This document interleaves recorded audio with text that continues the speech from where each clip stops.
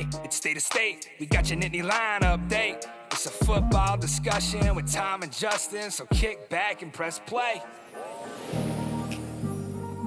With former Penn State and NFL defensive back Justin King, I'm Tom Hannafin. This is State of State.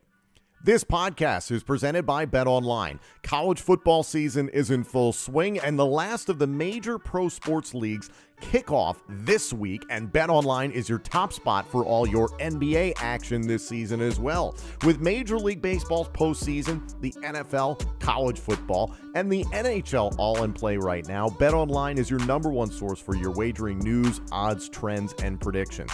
Get everything on the NBA at your fingertips with both desktop and mobile access for every sport, anytime. Head to betonline.ag today or use your mobile device to get in on the action. Don't forget to use our promo code BELIEVE, that's B-L-E-A-V, to receive your 50% welcome bonus on your first deposit. State of State is presented by BetOnline, where the game starts. Also, State of State is a proud supporter of Blue White Outfitters. Blue White Outfitters was created as a retail shop meant to highlight the confidence, competitiveness, and fearlessness of the elite athletes found throughout the history of Penn State University. Check out the latest Lockdown U and Lawn Boys merchandise today. All sales from Blue White Outfitters directly benefit Penn State student athletes. Visit www.bluewhiteoutfitters.com today. And if you're looking for the perfect beer for Penn State football season, we've got you covered with the State IPA. Special thanks to our friends at Funk Brewing for creating the best tailgate and game day beer for Nittany Lion fans. State IPA is available now at beer distributors, grocery stores, Funk's tap rooms, plus select bars and restaurants. Visit www.funkbrewing.com/beers/state-IPA to learn where and how you can get State IPA.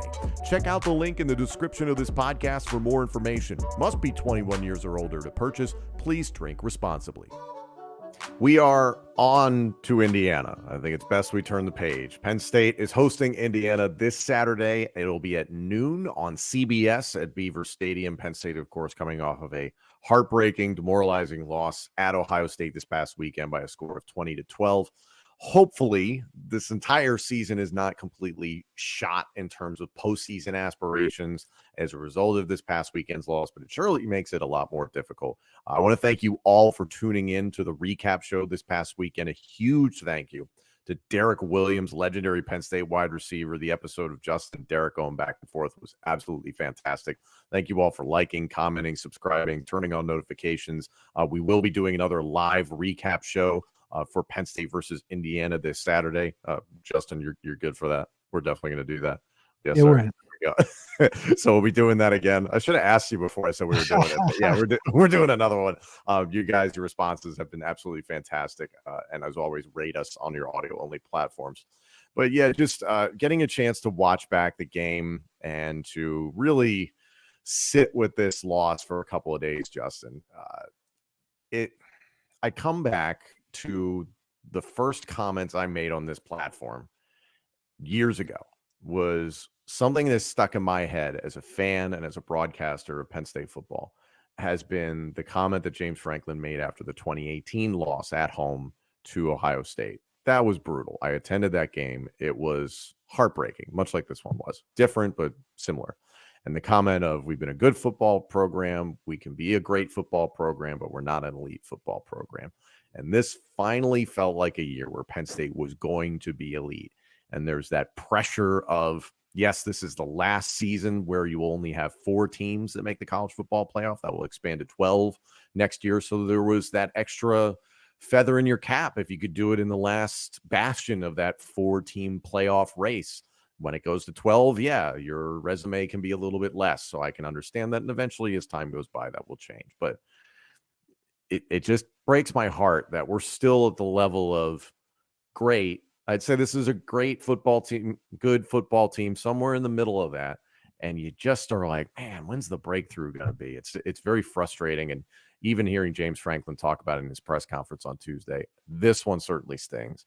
The thing that Justin, I heard from James Franklin, he said, is that you can't let this loss beat you twice, whether that's this weekend against Indiana or somewhere down the road. What does James Franklin mean by that? Can you go further in detail on that?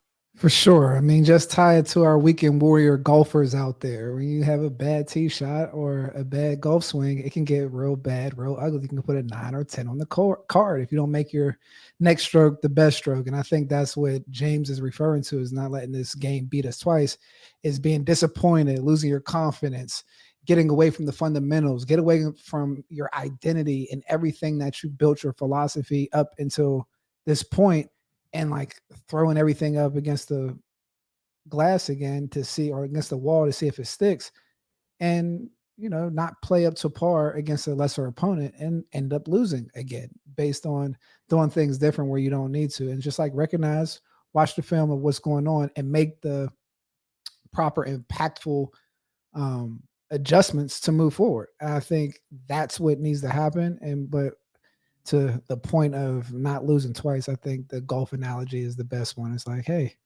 next stroke's the best stroke. And you just got to keep whacking away at it, basically. So the next stroke, so to speak, being Penn State versus Indiana this coming weekend. We'll get to that in a moment. Obviously, this loss to Ohio State really hurts Penn State's college football playoff possibilities. I think, according to ESPN, it drops them down to about a 17% chance of that happening. Now, still, anything can happen in college football. It's the old adage. There's a lot of games still left to be played. You never know what's really going to happen when it comes to Ohio State versus Michigan. I think a lot of people are favoring Michigan in that game. Who knows? Ohio State's, I think, on the road against Wisconsin this weekend. Who's to say that they don't stumble at Madison? Who knows? There's all these possibilities. I know people will hop in the comment section saying they're not going to lose to Wisconsin. They're not going to lose to this team. And especially Michigan. They look like a juggernaut. Everybody that plays them says they are complete on both sides of the ball, every phase of the game. They are a complete team, which is tough to put together, tough to beat. Now, even thinking as far ahead as November 11th, you play Michigan at home, but the performance that was put up against Ohio State certainly makes it challenging. You and I talk about roster retention and roster maintenance on this show a lot. That has a lot to do with the transfer portal and name, image, and likeness benefits. After a loss like this, how hard is it to maintain focus, drive, and motivation in this present era of college football? You know what? The fact that they're not completely out of the race, I don't think it's hard to keep focus with the core of the team. When you think of battling for top level recruits or prospects in the transfer portal, or just more so out of high school, because I think that's really where the kicker is. If someone's going to go to Ohio State, they're going to go to Ohio State out of the transfer portal. But those prime 5-star prototypical change maker, one-touch guys coming out of high school, I think that's where you lose some footing in that talent acquisition, roster management area, because I think you see a painful performance on offense, and guys that want to touch the ball, whether it's a Marvin Harrison or explosive football players, they want to see an explosive product or someone that sees it, right? Like whether I'm a top level receiver and I see like, oh, well, they targeted Marvin Harrison 20 times. So if they have a guy, this is what they're going to do with their guy, like regardless if they have running backs or not, and the history of what the position produced. So when we look at just the makeup of the two teams, I really believe only the receiver group across the board was a better group than Penn State. Like, so I don't think this was a year where we talk about them being more talented or just all those different aspects.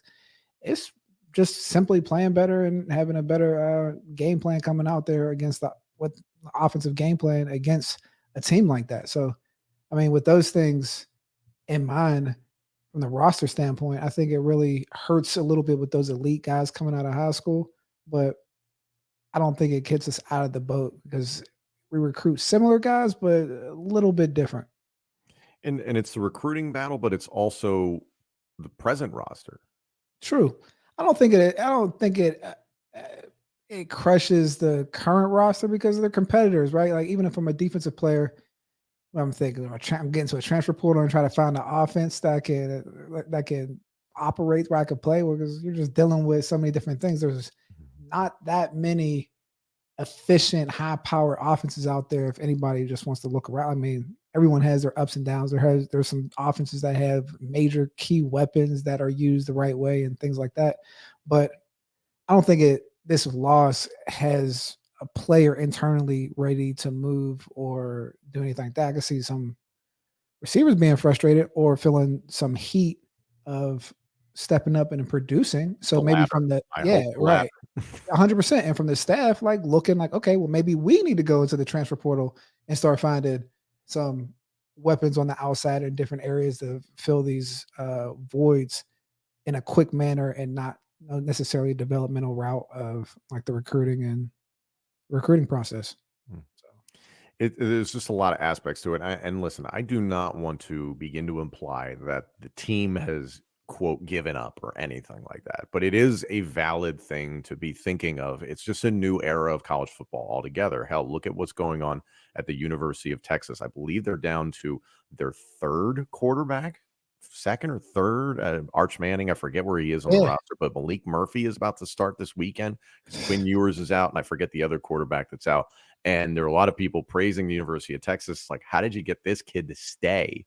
Which is pretty incredible. So it's like, yeah, like think about a program like that. You just got Arch Manning in it. So, just for a little piece of comparison of like, that's one position group on another high profile football team. Imagine how Penn State is going to handle this, considering, there was national title implications, Big Ten title implications, at least. So, roster management and talent management is I think one of the most underrated traits of a coach in general, whether it's a position coach or a head coach, because you have to maintain talent, and talent has a wide range of personalities, as you've seen at the WWE or just across sports and entertainment industry in general. Even when we're talking about assistant coaches, like they have their own egos all the way down to players. So whether you're an assistant coach that has to look over your room or a head coach that has to deal with like talent management of your assistant coaches and the players on the team, like that's an art that needs to continue to be developed as a head coach.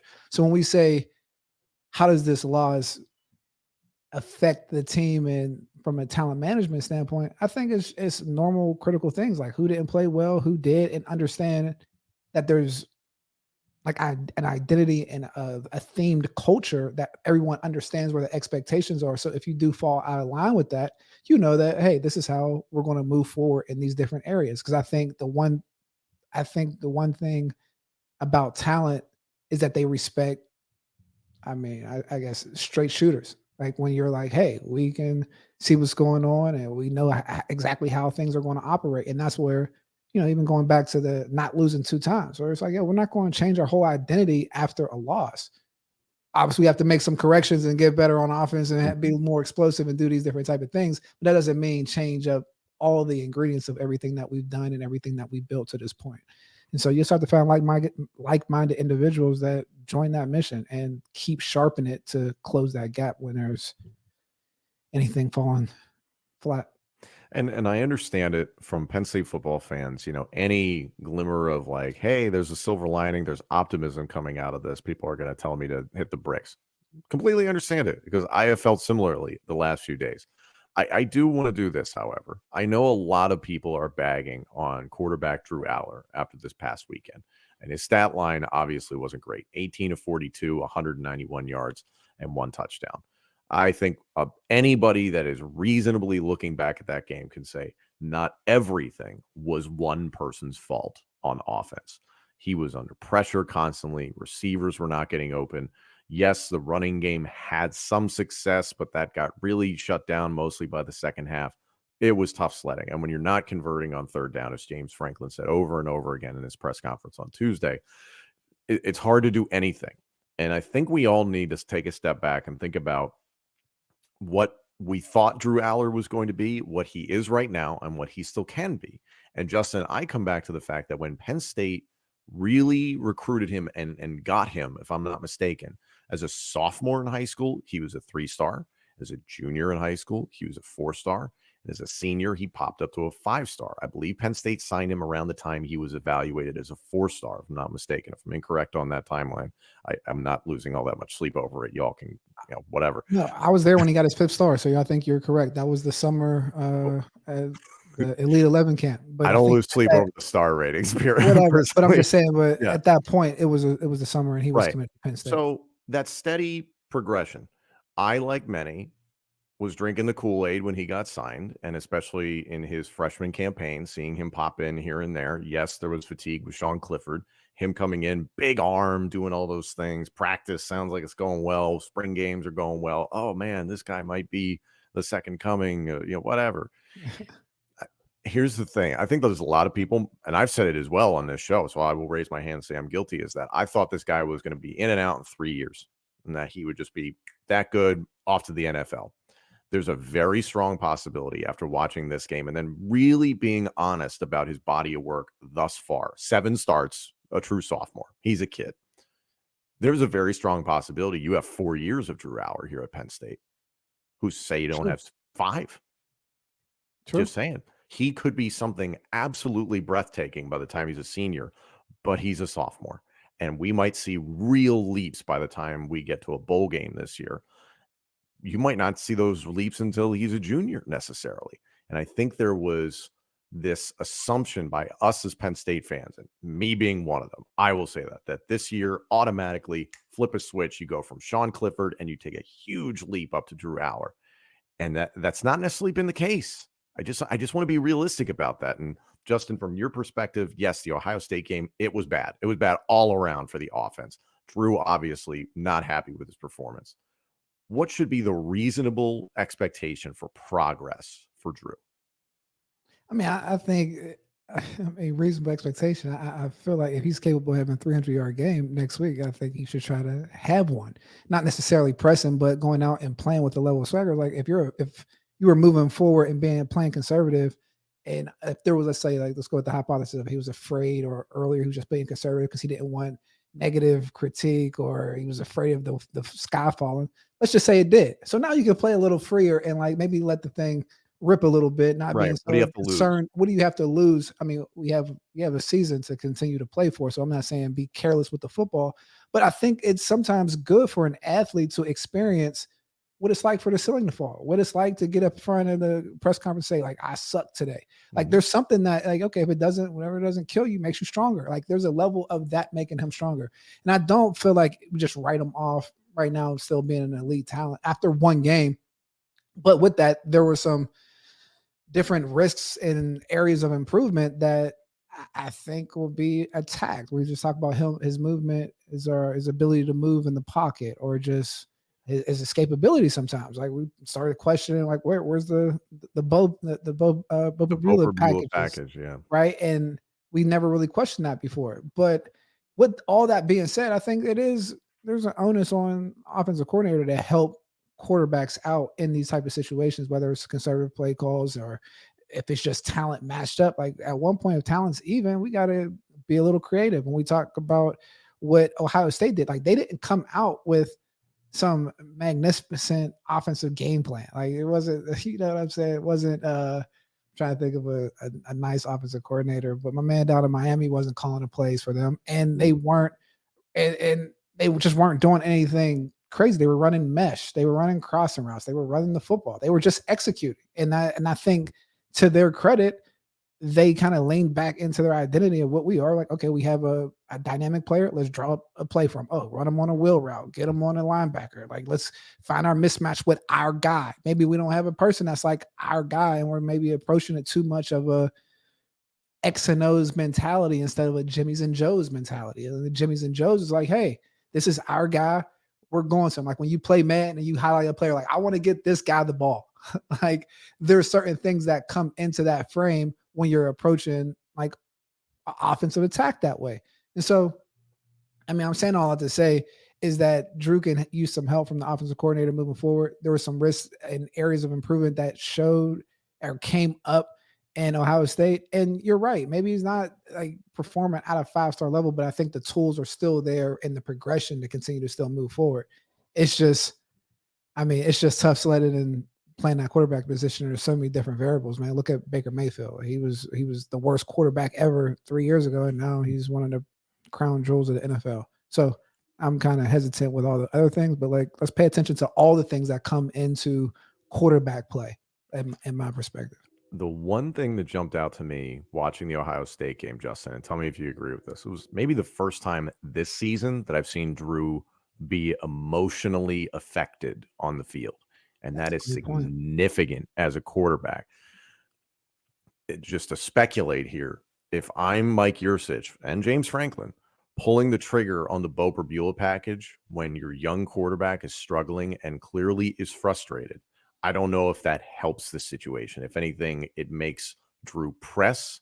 It hurts his confidence that quickly they're going to the backup. Not that they're benching you, but just that package.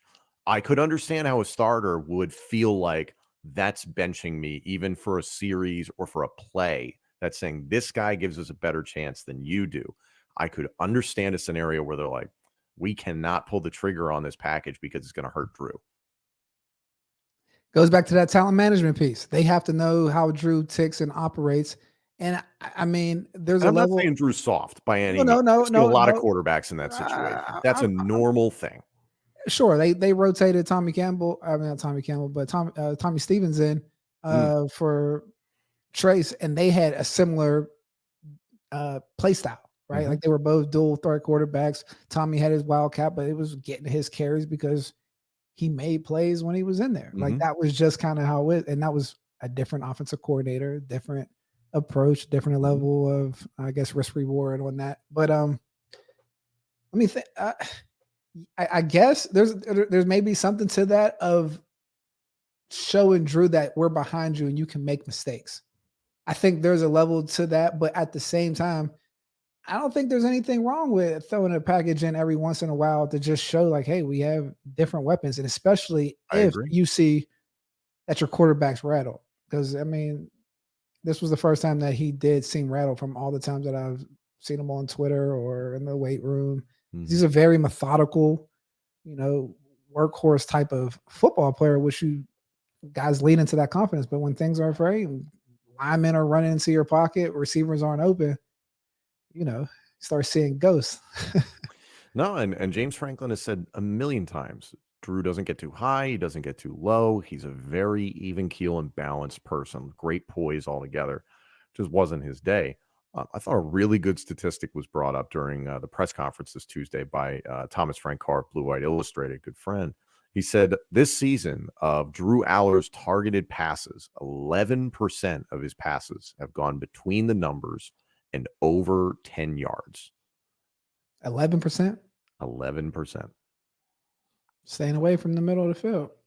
Yeah, and that was obvious against Ohio State, and it's been obvious to a degree much of the season, unless you saw, a slow developing crosser. You've seen Liam Clifford get those passes. You've seen Harrison Wallace get those passes. Not as many of the tight end seams. Like you saw the touchdown with Theo Johnson against UMass, granted, but still not a lot of those types of plays. I don't know what's preventing that. And honestly, the formula that you talked about in the offseason finally showed up against Ohio State. Ohio State finally listened to Justin King. So it's your fault, Justin. No, I'm kidding. I was thinking watch the game. They finally put 7 or 8 in the freaking box. and it hurt Penn State. And I was like, this is Justin's. It was tough, man. And I'm not trying to bag on it. You have to have the personnel to do that too, right? Because there's also like putting your gonads on the table, like, hey, my guys can lock up against your guys. You heard Derek on the recap where every play there's a win and loss against a mano a mano, a player against a player, and you just have to win that matchup. And if you don't, there's a trickle effect. Just sometimes the quarterback has to deal with all the wins and all the losses. To the comment from Deion Sanders, head coach of Colorado this week regarding the Michigan sign stealing scandal. He said, you still have to go out there and play. You still have to be physical. You still have to make a play on the field. So we're going to get into the Michigan sign stealing thing in just a little bit, but this is a preview episode for the Indiana game. So let's talk about Indiana briefly. Yes, for Penn State fans, you should feel confident going into this weekend. Indiana is 2-5. and they are struggling. Head coach Tom Allen usually runs a pretty tight ship. However, the last 3-4 years, it's really unfortunately started to decline. And I personally, like, it was never a school, Justin, that anybody in the Big Ten had a bad word to say about, because they never really bowed up and done anything. They're always respectful, disciplined, smart, hard-fighting team, all those positives. And for me, I'm like, man, it's a disappointment to see a team that looked like it was on the rise now be on a bit of a decline. So I do hope to see them improve. It's always good for the rest of the conference, but still 2-5 right now. The story that is prevalent is that 2 weeks ago, they fired their offensive coordinator, Walt Bell, after a loss to Maryland that was ugly. Since then, they've promoted Rod Carey to be their offensive coordinator. I believe he was a quality control assistant before that, but he was also, or no, I'm sorry, he was offensive line and quality control. Before that, he had been a head coach at Temple and NIU. His time at Temple, he had crossed paths with Pat Kraft, now the athletic director of Penn State. Carey's first game as the offensive coordinator was the Michigan game 2 weeks ago. That did not go great, as you can imagine. Just taking a look at the final score, that was 52-7. Michigan is Michigan. That's a very good football team. And then last week, losing at home to Rutgers by a score of 31-14. And even James Franklin said in his press conference, there is not enough data with him as offensive coordinator to really evaluate what this offense is. On top of that, Justin, they don't have a definitive starting quarterback. It's kind of going back between Brendan Sorsby and Taven Jackson. Jackson is a transfer from the University of Tennessee, and they just can't seem to get it figured out at the signal caller position, which is the kiss of death for any sort of offense. And most of this offense seems to run through the running back, Jalen Lucas, who can do a lot of the passing game, kick return game, running game, and that can also pigeonhole you as well. If you're playing defense and you're getting ready for this game and you only really got 2 weeks of tape on what this offensive scheme is, how do you prep for that? You know what? You just move more based on just your reactionary athleticism, to be honest. And when I say that, I mean just going back to the fundamentals. Watch what you can watch for the 2 weeks, and then just bank on it and just be like, all right, we're just going to play to everything else. Because I mean, you can't stress yourself out or chase ghosts about what if they do this, what if they do that. It's just like, all right, this is our plan. These are the coverages we're going to play. If they come out in these sets, you try to get a couple quick tips on first, second down, and I'll make sure third down more so, not even first and second if you don't have that much evidence. But like, what do they like to do on third down? Because that's where charisma and personality and identity of an offensive coordinator can't really hide from. So like if there's a first time offensive coordinator, whatever he's been thinking about or drawing up in his playbook, whenever he gets this chance to be offensive coordinator again, that's what he's going to show. And so like, let's bank on our third down victories and go into the game and just compete, man, and compete and realize that we have a better team from a personnel standpoint and play like that. That's how I would be thinking going into a game like this. It's like, make sure we win on third down. Everywhere else, I mean, we always compete at 100%, but there's not really other tips. Like we're playing cover 3, read my keys, and 100% max. If anything, that feels like the perfect type of bounce back scenario for this team. And granted, I don't think anybody's really looking at the defense of Penn State versus Ohio State like, man, the defense really has a lot to improve on. Like, yeah, sure, there are things to improve on. You played probably the greatest wide receiver in college football right now. The closest thing I can compare to Marvin Harrison Jr. is when a guy named Larry Fitzgerald was chopping things up at Pitt. He's a once-in-a-generation talent, so don't get too beat up about it. But, like, you're never going to see anything like that the rest of the season, period.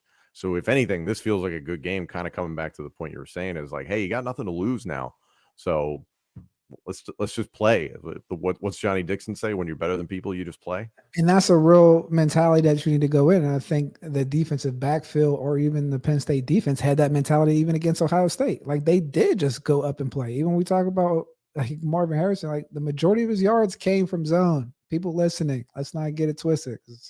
I don't like when DBs get a bad rep when just because a receiver has a lot of yards or a productive day doesn't mean that the defensive backs had a bad day, especially in the scenario that happened.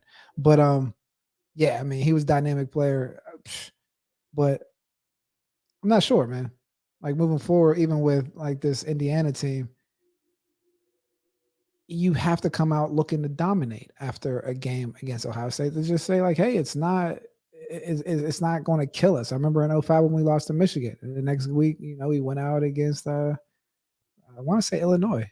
And that's when it was like a blowout victory. It's like, all right, that's not going to get us off our game. We're not going to go to the championship. But we still have something to accomplish. So like with that mentality, these guys still have something to play for. Mm-hmm. You still have stuff to put on tape, whether or not it is playing next week, next season in the NFL for another college team. There's always reasons. That's a fact. One question that was asked to James Franklin during his press conference, and you have intimate knowledge having been on both sides as a player and as a part of the James Franklin staff. And this question's come up a lot under James Franklin's tenure, is how much influence he has on play calling, play decision during games.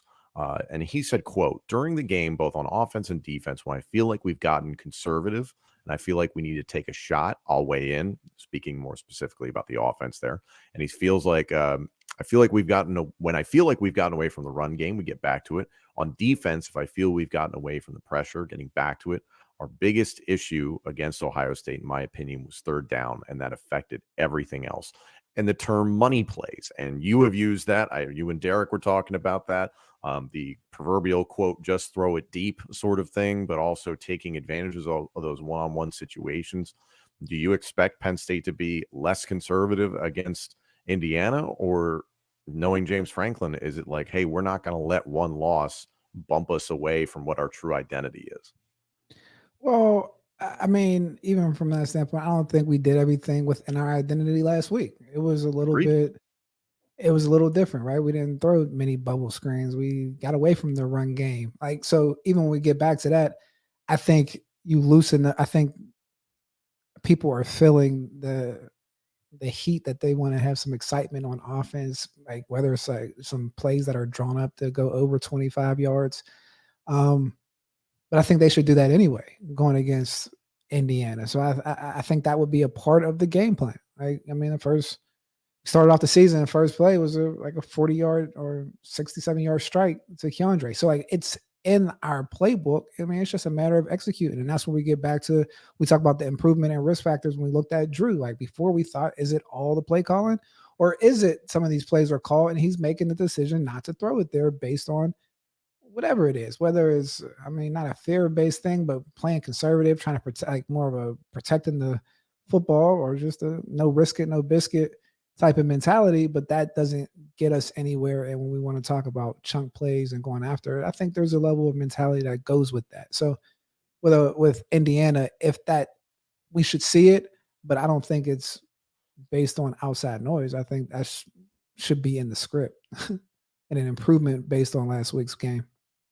From the standpoint of someone who has been a part of a coaching staff, when a game like this happens, naturally there's second guessing, finger pointing, people casting blame, whether that's inside or outside of the program. And especially, I watched James Franklin do enough press conferences after a loss, and I can only imagine being in that seat, being asked questions and knowing the answer, then like what your team did wrong and how to fix it or something like that, and just fielding these questions that are naturally questioning your ability to do your job. And that's not James Franklin specifically, that's everybody on the staff. How do you guys rally and not start to let things fester? You know what I mean? You rally by first being self-critical of what you put out there, right? Like you were the coach, like you saw what happened. I mean, as long as there's not any delusion of what happened on the field, and we could take ownership of like, okay, we need to get better at this. Now, I think it's one thing when there's multiple areas on the field that were just piss poor. There's penalties. There's messed up substitutions. There's all these different type of things. On that, I think that's where it gets a little tricky. And those things did happen, unfortunately, against Ohio State to a degree. Look, to a degree, right? But we were still in the game. But I would say it was more like the cause of the disgruntled fan base, or even us losing. I really think was third down and essentially the offense to an extent, like the offensive pass game, or we can just go into that. But like I think it was pretty poignant on where we need to get things corrected and not just burn down the whole ship, because there's very beneficial things that happened on Saturday. I think even from the special team standpoint, I know Day had that one that went over his head, but I mean, the special teams kept us in the game. The defense, the way that they played was lights out. So like understanding that 2 to 3 phases of the football game were played well enough to win. I think you just focus on like the improvement areas of the offense and really try to get under the hood of like really what's the causation of whether it's Drew's lapse or whether it's like the game plan and strategy moving forward, or is it a combination of both. Looking at the schedule for the rest of the year for Penn State, obviously you have this home game against Indiana this Saturday. Again, that's at noon on CBS. Then you're at Maryland, 3:30 on Fox on November 4th. Then you're hosting Michigan at noon on the 11th of November. Then you host Rutgers on the 18th. And then you're at Michigan State. That game, again, is at Ford Field in Detroit. So slightly different feel altogether to that. Once you get past this Michigan game, no disrespect to Rutgers and Michigan State, those should be games that you should beat those teams. You should beat Indiana this weekend. But the next 3 weeks of the season are so freaking critical. You have to bounce back against Indiana to develop the proper mindset to go on the road and beat a Maryland team that gave Ohio State some trouble. And I know some people are going to be like, well, Ohio State eventually ran away with that game. It's like, man, you and I have talked about it. One of these days, Maryland's going to put together a full 4 quarters of football and beat somebody that they weren't supposed to be. And if you show vulnerability going into that game, Mike Locksley is a damn good head coach. And if you don't get after Taulia Tagovailoa, I've said it before, he gets emotional when the game is frustrating for him and turnovers and mistakes happen. You don't do that to him. Maryland can do some things. So you should not underestimate that team. And then, Michigan looks fantastic at this point in the season. So that is not going to be an easy game on November 11th. This is a really important 3 weeks of the season. And to bounce back, especially against Indiana, you just have to. And it's not even a situation where I'm doubting the outcome of the game. I fully expect Penn State to win this one going away. But it doesn't even feel right to assume anything after that Ohio State game, Justin, because like that final score didn't even feel indicative of how the game went. Like you always talk about, hey, nationally, people are going to see 20-12. Oh man, that was close. Only an 8-point game. It felt like 30-7. It just felt weird. It didn't feel like a 30-7 thing. I think we get so messed up. The offense was painful. That's the part. The offense was painful, and it felt like they could never truly get within striking distance of Ohio State.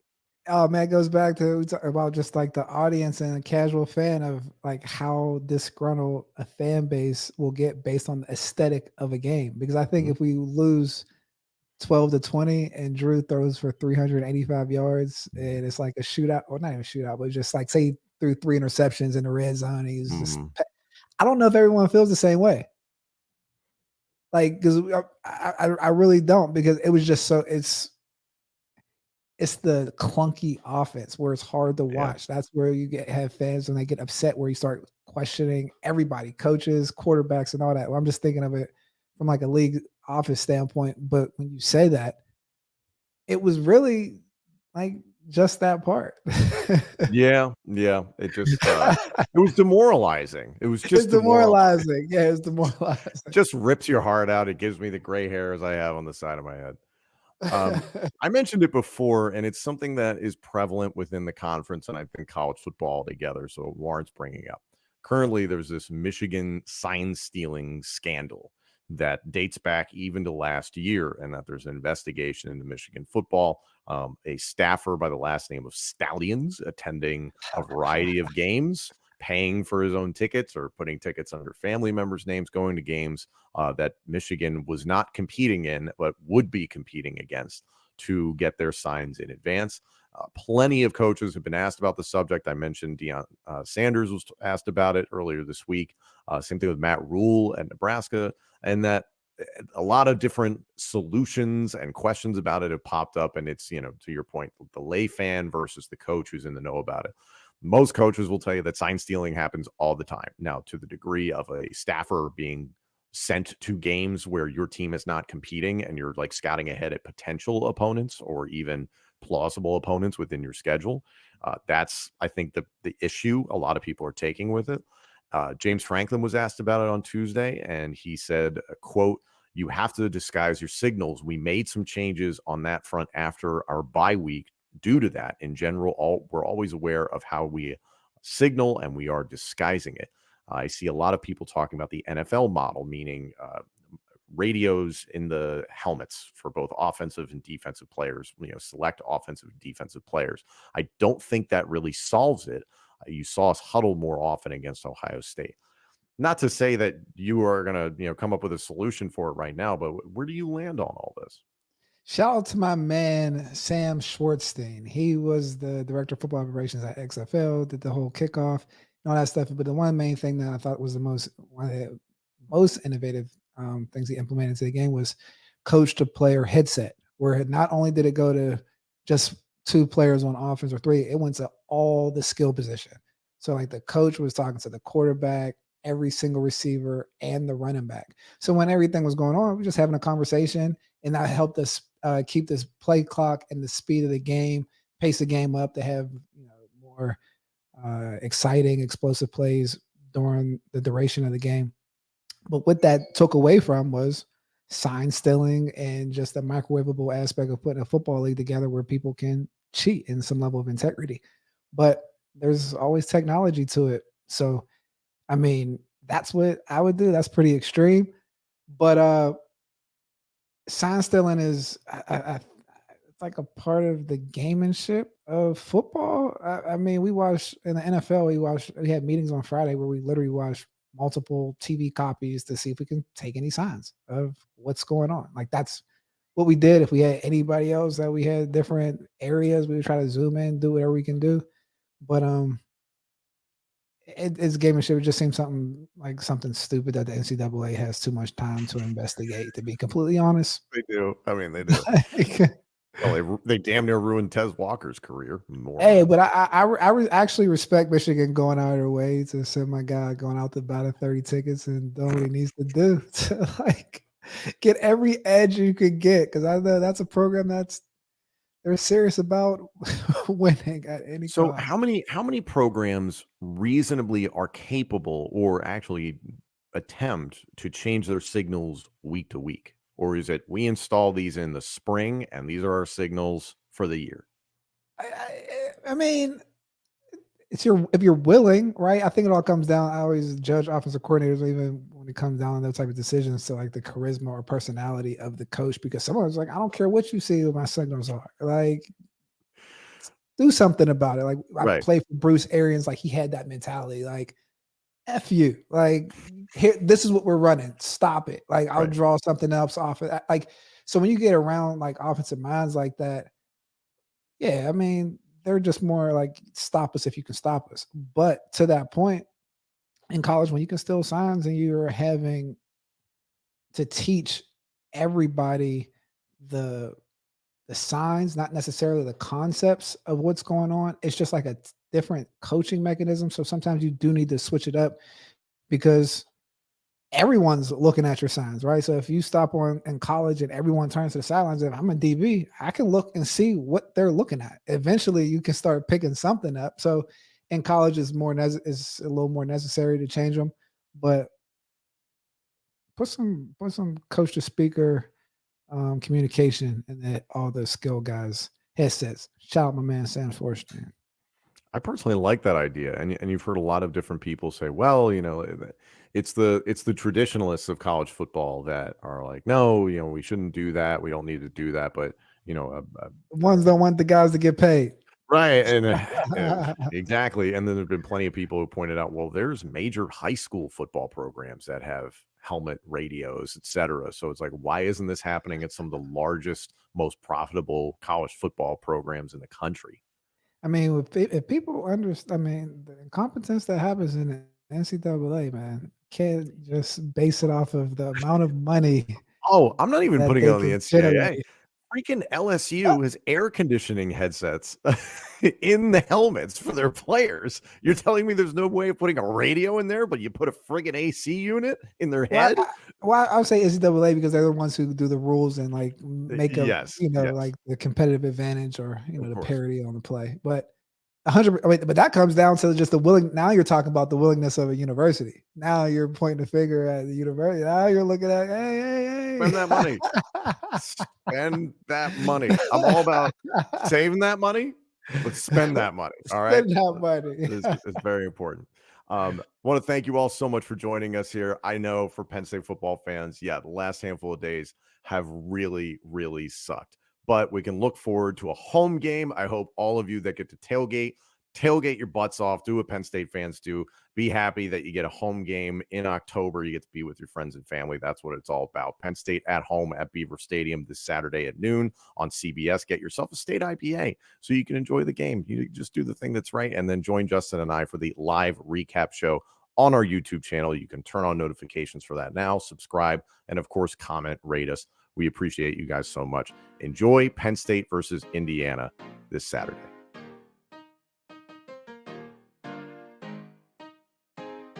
Thank you all so much for joining us. This episode and our entire library of shows is available now on YouTube, Apple Podcasts, Spotify, Google Podcasts, TuneIn, and wherever else you get your podcasts. And of course, let us know what you think of the show on Twitter at TheKing1 and at Tom Hannafin. State of State is presented by Bet Online.